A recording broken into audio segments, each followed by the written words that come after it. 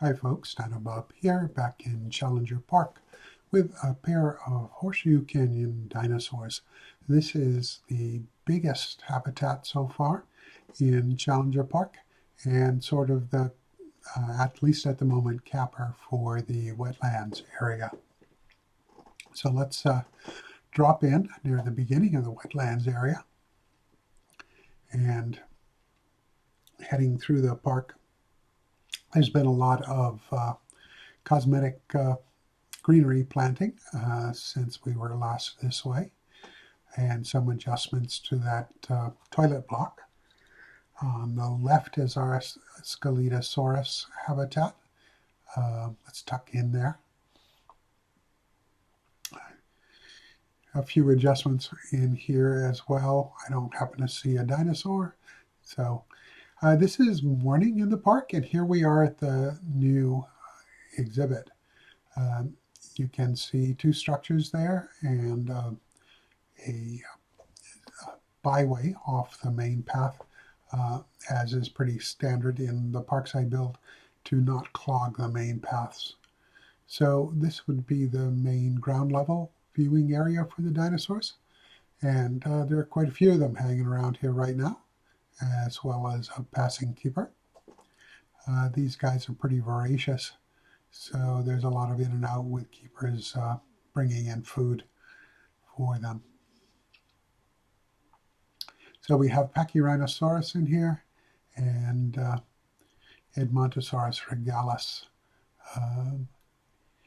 Got, I think, two small groupings of Pachyrhinosaurus, or maybe just one. I forget. It's been a little bit since I put them in.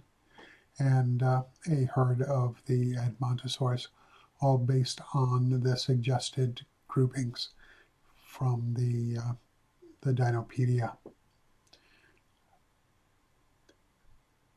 So let's back out from that little viewing, and we'll go along over to, oh, wait a minute. That Edmontosaurus was not supposed to be there, so there was a pause while I put it back in the habitat. This is a modification of a viewing platform that is a prefab for the game. The devs have talked about rebuilding the prefabs mostly to make sure they were containing the right modular pieces for the nominal theme of their build. And I don't know if this one will be one of them. I brought it down a level and made some other modifications. So this is looking out into the habitat. It's kind of the view that someone with binoculars might get if they aimed it at the dinosaurs. So they have a large water area here and an elevated area in the back there. You can see one center screen right now, an Edmontosaurus up on the elevated area, and another one coming down the hill. There are some more water features to the left. Like I said, it's a big habitat and quite extensive. The animals seem to be finally satisfied with the size. Always an issue. We'll just sort of drop down through the floor to get back out of there because it's much easier than trying to navigate the camera up and down stairs. And in the other one, we'll pop up through the floor and check out the view from up here. The elevated section is pretty obvious, as is the secondary water areas that Edmontosaurus is heading toward, one that you can't see from this angle. They like a lot of vegetation, so there's quite a bit in there. And the animals are doing spontaneously, particularly the Pachyrhinosaurus, a good job of kind of hanging out together. Just coincidence at this point. Somebody's on the roof of their building. But speaking of buildings, this habitat doesn't yet have a care building. So we'll zoom out to give an overview of what it looks like. So a lot of water area suitable for the wetlands animals. And you can see it's coming up hard on the sort of pre-built water area that's part of this map. Nothing connected to it yet. So I guess it's time for some animal shots. We'll start with the regalis, 2 males here, and a Pachyrhinosaur in the background.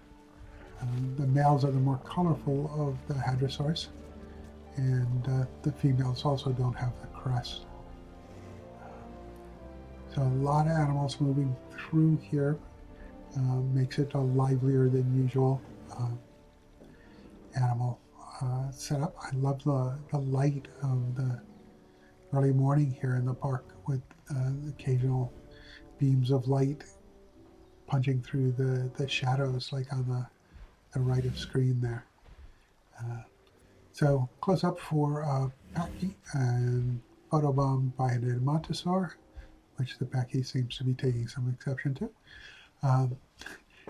Pachyrhinosaurus is really odd sort of ceratopsian with its sort of lumpy nasal boss there.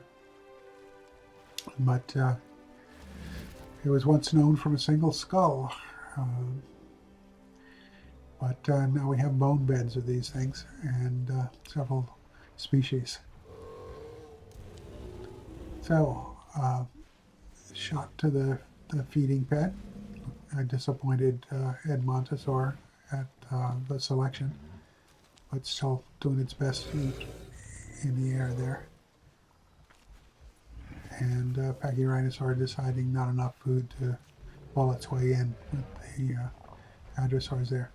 And screening the keeper who came in and dropped food, which seems to have made the hadrosaurs pretty happy and frolicking about there.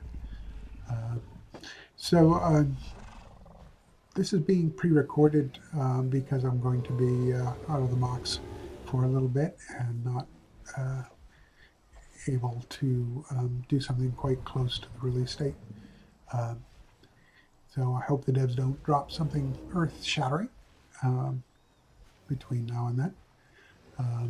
We do have an update on the horizon, still waiting for it. Anyway, our 2 species wandering across the habitat there for a closing scene.